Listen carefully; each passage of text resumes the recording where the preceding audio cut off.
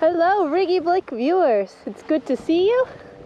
I know it's been a while since the last video, but it's been too cold in Switzerland to ride, so we had to come to Portugal to get some two wheels on the ground. So today I'm trying yet another Honda mini-moto.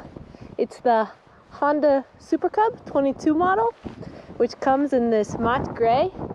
This matte gray is a little bit of a different colorway than the other Super Cubs you might be more familiar with, which are usually two-toned.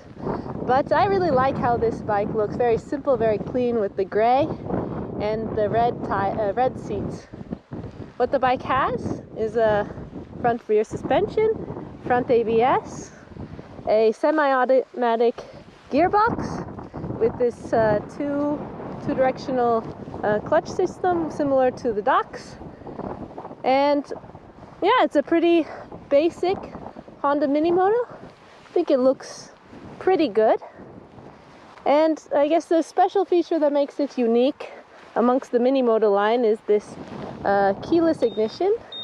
Simply push this button to turn the power on, tilt it to the right to get the engine ready, and away you go. Now we all know the Honda is the best-selling bike, the Super Cub of the Honda line. But the real question is, can the Super Cub actually go off-road?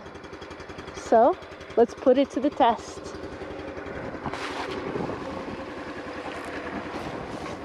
Oh, I forgot to mention about this lack of a kickstand. Instead, it has a more scooter-type stand to get yourself going. But no matter, let's ride. Now, I have the standard tires on the Super Cub, so you can see it rolls just fine. We can get through here.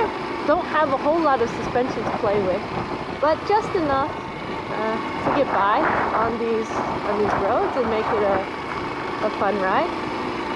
So here I feel a little bit in the back of the bump, like you can't even see probably that there are bumps on the screen, but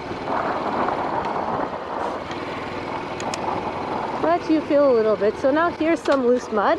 Of course, the CT125 is sort of the trailed out version of the Super Cub, but they don't sell that here in Europe.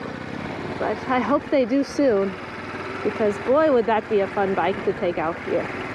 But I mean, the Cub is doing fine. It's not going any faster than maybe I would walk it, but I am managing to get on my way, and hopefully the trail clears up in a bit. Honestly, I think that it's even just slightly easier for someone who's not that experienced with motorbikes to go off-road. For a beginner like me, you know, I don't have to worry about the throttle and the clutch control. Since I have the semi-automatic gearbox, I can really just hold quite low speeds as I go through the deep mud. So actually it becomes quite a bit easier to do some of those more technical things, as well as the fact that the bike is actually extremely light. So I toppled it over and had no problem picking it up by myself. And if I needed to, I could pull it out of a very tricky situation. So, all in all, the Super Cub has been a pretty fun ride off-road.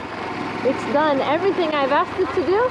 Of course, for a bike that is designed to go off-road would do better than what the Cub did. But the truth is, the Cub did everything I asked it to do. And for a bike that's designed mostly to go around the city, you know, and it's perfect for this. I really like this keyless ignition. I can just keep the key in my pocket and go into the store, buy some things, hop out, and get back on the bike. Super quick, super easy, no fiddling for keys. But you know, sometimes you just want to get outdoors, and the Cub can do that. So I hope you enjoyed this review. Let me know what you want to see next, and I'll see you next time.